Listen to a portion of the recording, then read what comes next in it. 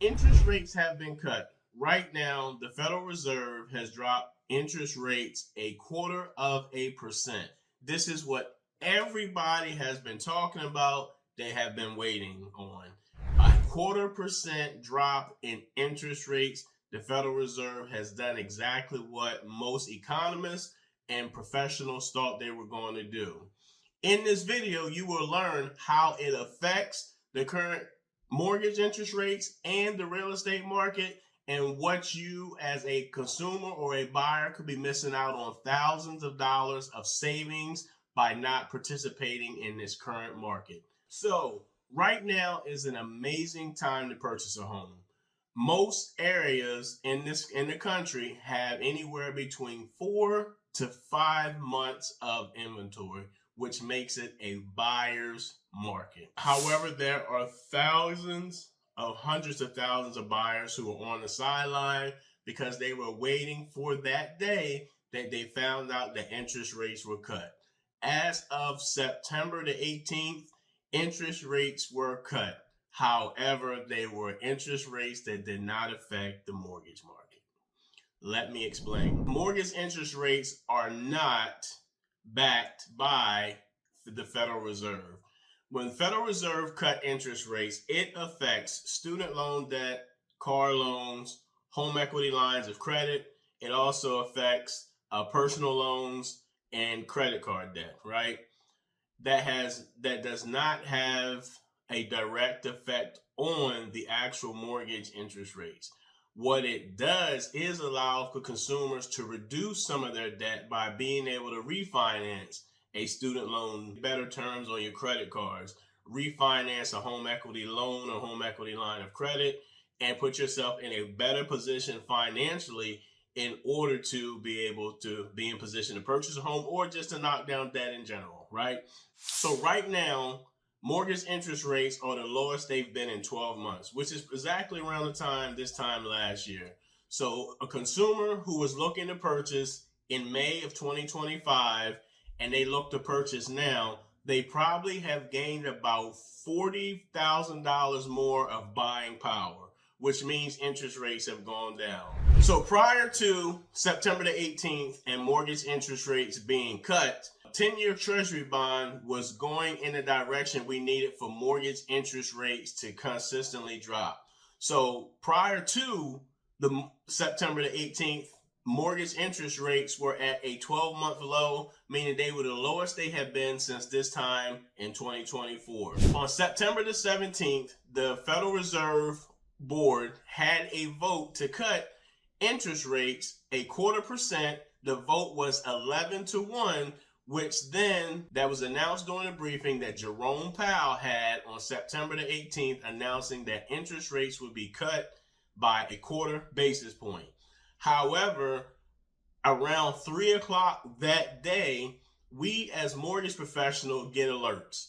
And when we got an alert, the alert said that pricing had gone worse, meaning that pricing for mortgage rates had increased. Later on that same day, probably around 4 o'clock, we received another notification saying pricing has gotten worse as well. So once Jerome Powell announced that interest rates were being cut 25 basis points, the mortgage market and bonds reacted the way that they did around October or November of 2024 by mortgage interest rates increasing.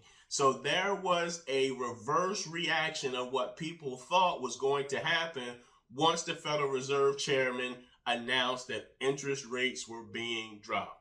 However, today, interest rates saw some improvement.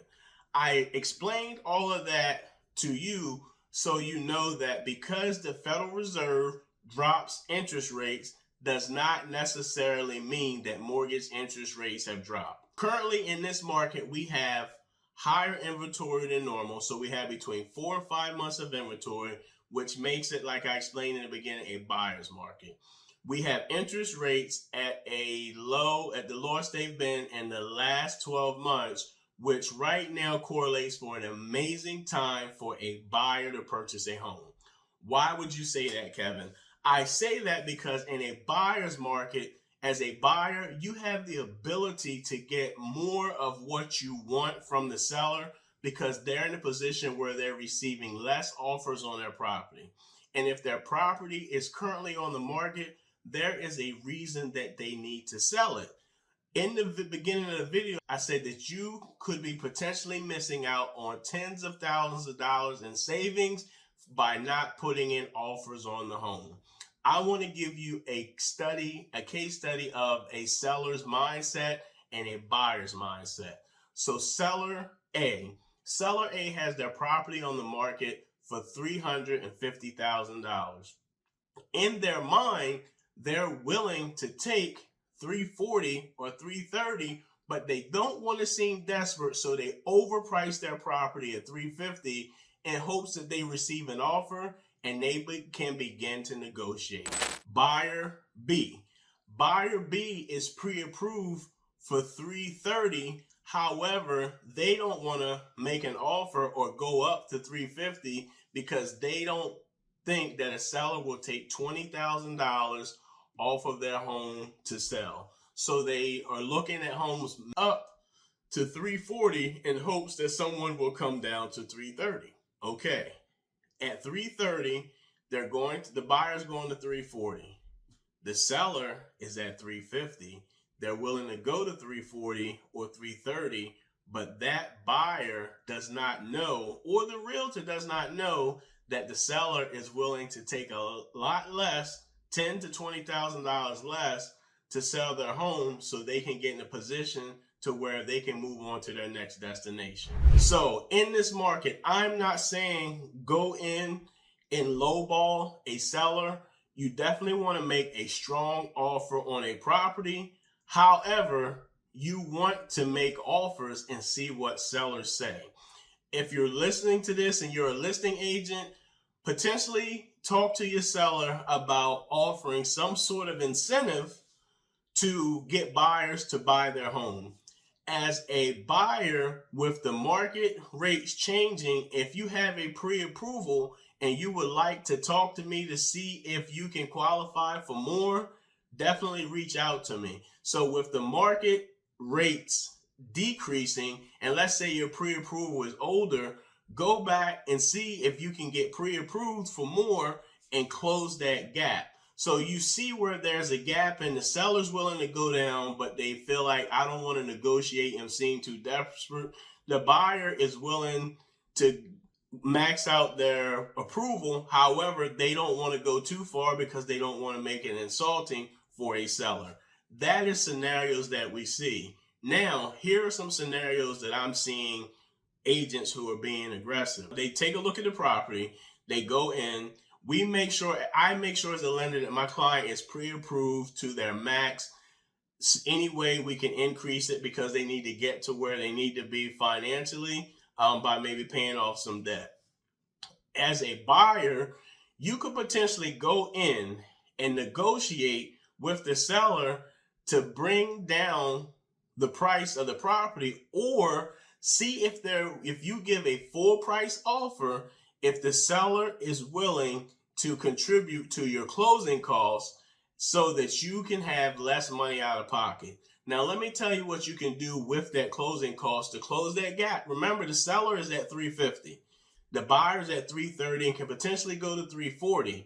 If the seller is willing to contribute to the buyer's closing costs or seller's assistance, and you have a lender who understands that the seller's assistance can be used to buy down the buyer's rate permanently, along with the current lower interest rates that we're receiving, that gap can be closed where the buyer can get the house that they want for $350,000 to take care of their family. The seller can get their selling price of $350,000 without reducing the price. However, by keeping a full price offer and offering the buyer closing cost assistance, that produces a buyer that allows for them to sell their house at $350,000. It helps all the comps in the neighborhood. It helps the buyer get the house that they need. Yes, the buyer will still have to potentially bring funds out of their pocket. However, they get a $350,000 house with a lower interest rate than they would normally get if they did not put in a full price offer and ask for seller's assistance and utilize that for closing costs. I said a lot, guys. I want you to go back and listen to my scenario again to make sure you understand it.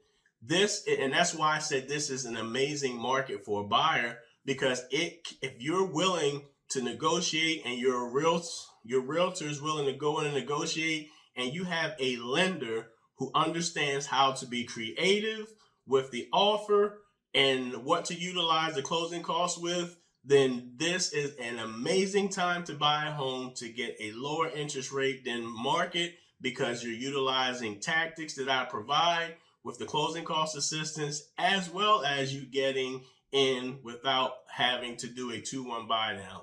Hey, I'm Kevin Jefferson, the People's Lender. If you would like to get in contact with me and you stay till the end of this video, click my link below to get on a schedule with me.